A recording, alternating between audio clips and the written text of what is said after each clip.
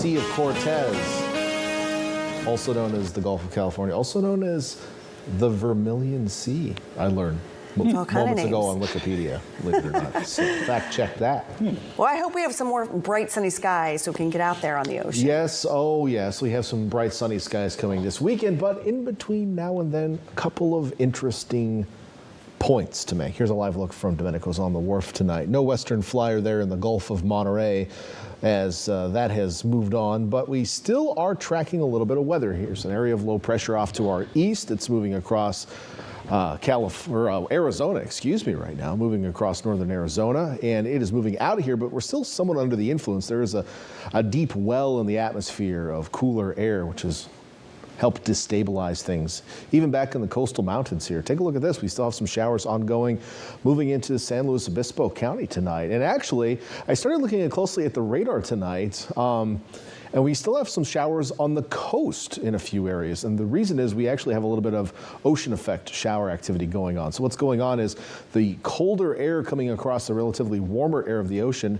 and then being forced up into the mountains is creating some showers. So we're seeing just a few light showers across northern Monterey County. I highlighted an area where I think we could see some additional ones.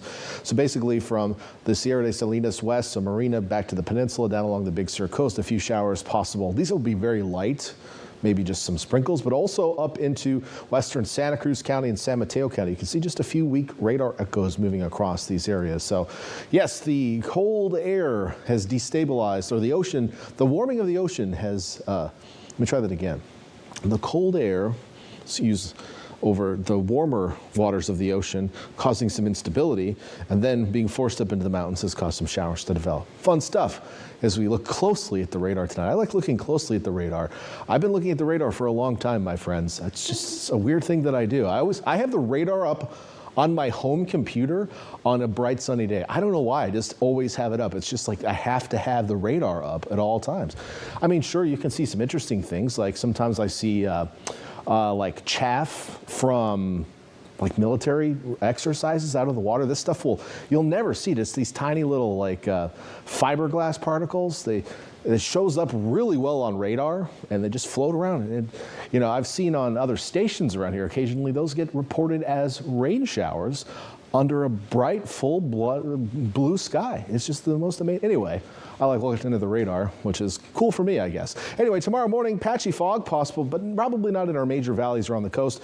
Maybe more so in sheltered valleys, as we do have some moisture in the low levels still overnight tonight.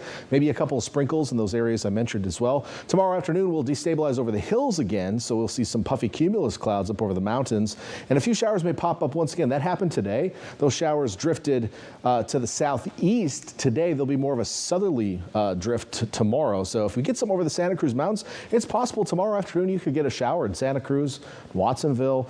Most other areas, probably not, but I mean down south, there's one popping up, southern Monterey County, a couple down in southern San Benito County as well. So isolated mountain showers, a few could drift over populated areas. Brief light showers, that's about it though. So nothing major to worry about, but don't be surprised if you see a couple raindrops. Most of us won't, but you might get lucky and see a couple of raindrops. The other story tonight, temperatures, we're getting chilly out there, 40s for most locations around the bay, 30s up in the hills, heading down into the 30s in many areas. Here's a look at your low temperature forecast in the Santa Cruz Mountain Valleys. 30 Scotts Valley, Ben Lomond, down to 37 in Felton tomorrow morning. Low 40 Santa Cruz, Capitola, but highs back in the low 60s tomorrow. Will be still cool for this time of year. We're still under this kind of chilly air mass.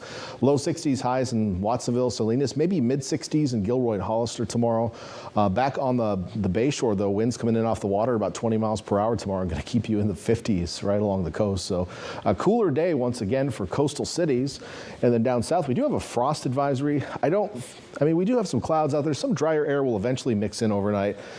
I don't think it's going to be a major issue overnight, but yeah, there's one in effect anyway for our southern valleys and higher terrain. If you live in the mountains, sure, it's going to be cold enough. Here's that 7-day forecast. Coastal cities getting back up close to 70 Saturday and Sunday. A weak system comes by late Sunday night into early Monday morning. Might give us a few sprinkles. We'll watch that for you. I don't expect it to be a major issue for us, but we'll have some wind on the backside of that, it looks like, but then another warm up by midweek next week. And take a look at those inland temperatures, even warmer than what we have on the coast. So some heat punctuated by a weak system, and of course we got a couple of days as this develops, but stay tuned to the forecast. Find out how hot it's going to get this weekend.